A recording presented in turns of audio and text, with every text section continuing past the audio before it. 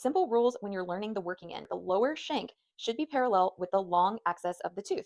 The only way you're really going to be able to visually see that is if you're standing up tall on your fulcrum. If you're coming in like this and trying to determine the correct working end, it makes it way more difficult. However, there is a little trick. If you're in the posterior, if you're on the lower, if it looks like a little rooftop on top of the house, then that's the correct working end.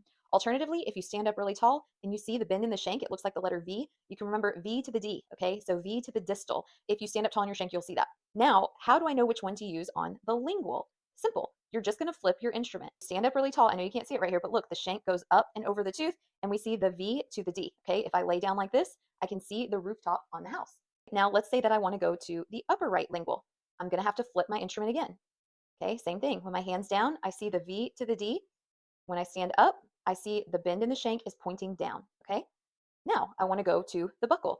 I'm going to have to flip again. What do I see? The V is to the D. The lower shank is parallel to the long axis of the tooth. If I come in like this, the bend in the shank is pointing down, right? So those are all the tricks that you can use. The simple thing is, if you go from buccal to lingual, you have to switch.